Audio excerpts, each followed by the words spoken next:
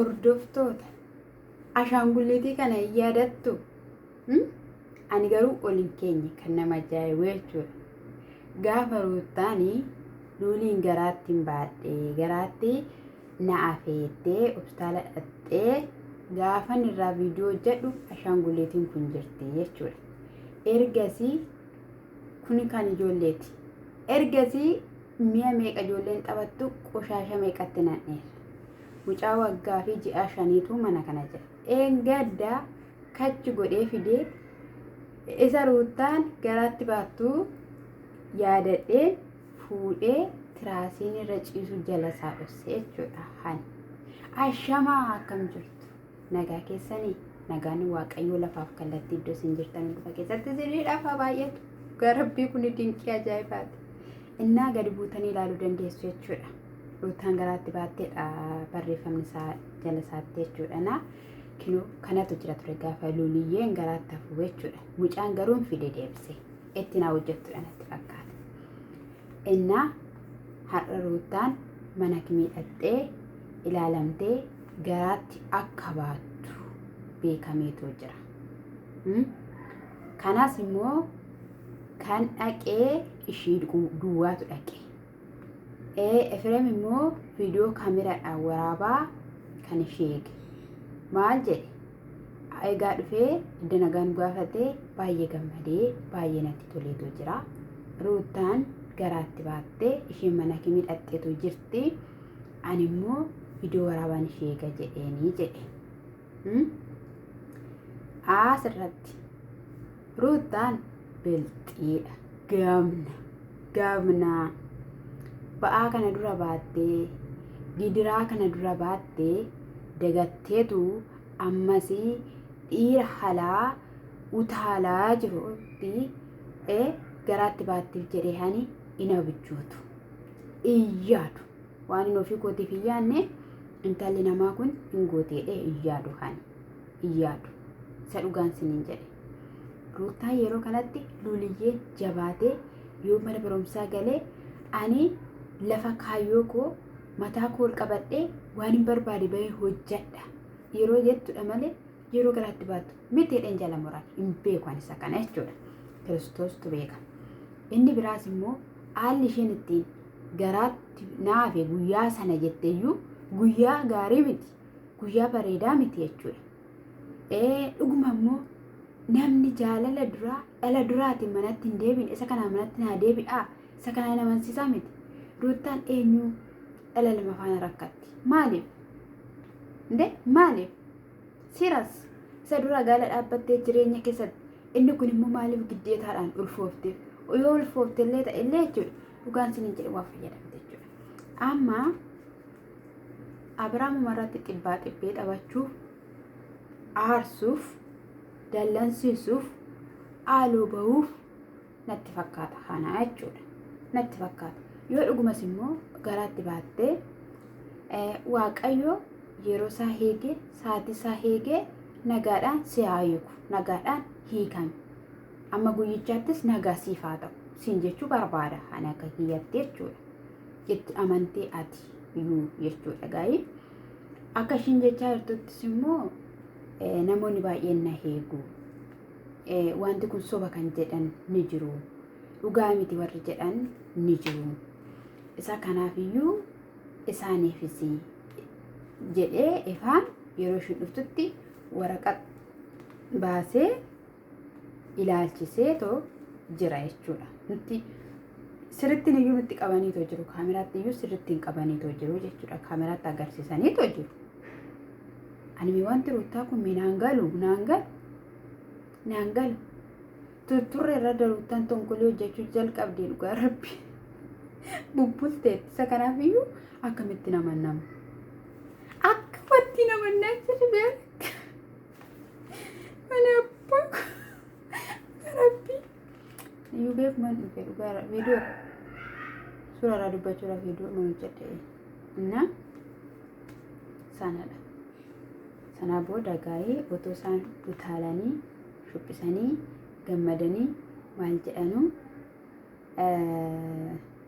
abbaa siwwalad Abiraam das ይለዋል jedhee ifaan osoo caaffaru maaltu ta'e maaltu dhalate jedhee Abrahaam jennaan abbaa mucaa lammataa taateetoo jirta. Osoo iyyuu dubara taate baay'ee bareedaa hangafaa dhiira waan ta'eef baay'ee gammadeetu jira namatti tola jedhee ibsachaa ture jechuudha ifaan kaleessa yeroo darbee ayyaanatti akka wajjin dabarsaa turan hin beektu. Kazaa maaltu ta'ee jennaanii cabbaxee ምናምን gaafa jedhu ruuttaan garaatti baattee jennaan kan maalii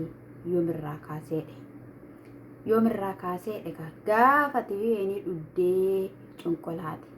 Garuu immoo hordoftoota ilmi dhiiraa iyyuu weeni burcuqqoo tokko dhugee wallaalaa naangalli wallaalaa raataa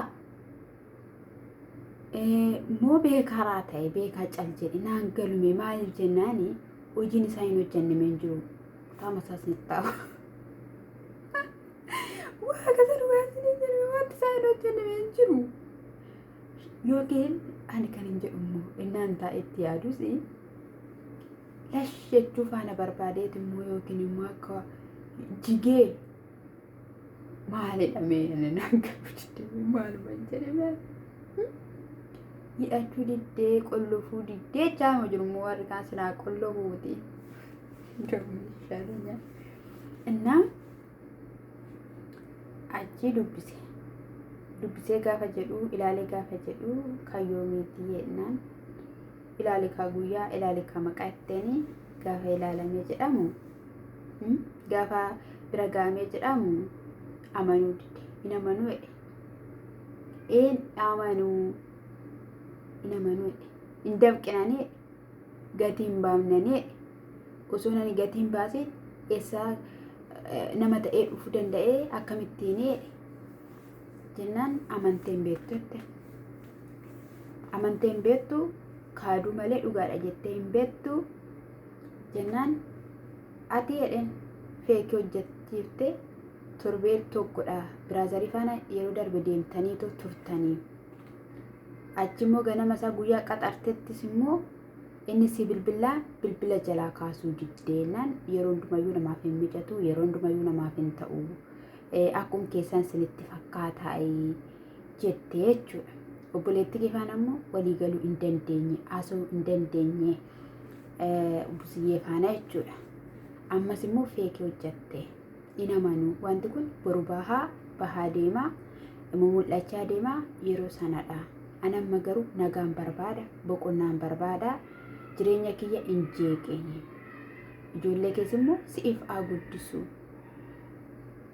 Ani namanu bakka maal godhi jettee na waamta maal akkan taasisuuf na waamtareedha guddifadhu jenna isa duraayyuu hin amanne isa kanaanis hin amantu amma garaatti baatamee bilchaatee akkana gadi ba'utti ani jira waaqayyoon biratti ijoolleen sun guddatu waaqayyo isaan guddisaadha biraan kana duras immoo guddiseera ammas hin guddisaa looliyyee faanaa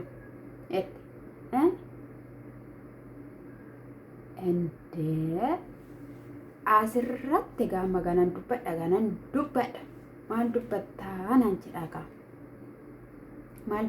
naan jedha ani heen maaliif nagatee kan deeme fidee halkan tokko wajjin hin ciisee kan hin ulfaa'uuf maali gatiin kun hundi maaliin jedhame Abrahaam deebi'ee ruutaa faana jiraata jedhee iyyaadwan dhiiraa waggaa tokko tuttuqamee waggaa tokko akka barbaade ala bahee isheenis jechoota daddarbatanii kabaja walii kennanii osoo hin taane walii ifatanii yoo na ifaan inaara bazawee dhugaan sin jedhinaara ruutaan isin jaalataa Abrahaamis isin jaalataa yeroo sana amma akkasitti dhayaatiin amantuu maaliin taatu na cannaqeeni minaan na ishin jettee dubbattuun immoo gaarii yaadii bareeda yaadennaan yoo natti dhagahamu mucaan garuu calluma jedhe jechuudha. Wanta hin beekne wanti siif hin galle baay'een isaanii jira yoo si danda'amaa ta'e as keessaa bahi as keessatti hin galiiniti dhiisii. Wanti ishiin hin goone hin jiru wanti ishiin hin taasisne hin jiru wanta ta'eef kan inni jechaanii jiru jechuudha. Ani dhugaadha dhugaa dubbachuuf taanaan ani Ruuttaan gadi kana hin baastee hin amanu. Hin amanu yookiin dasitaa of jalaa barbadeessuuf haalli isaa galuu fi didee wanti ni taasisaa jiru kun ishittuu ni ta'e garaattan baadhaa gaafa ishiin jette dastaan irraa kutaa jechuudha. Waa'ee jaalala isaa ganaa silaa daa'imman iyyuu guddanne ganaa meeqa guddistii mucayyoon tokko isa kanaaf ta'u mala. Lammata immoo jechuudha Abiraam mataa gadi qoocaluuf jechuudha. Mataa gadi qoocaluuf. Mucaan ani jechuudha Ruuttaadha waan nan dhaabu dhiisin. Dhugaa dhiiseedhaanini.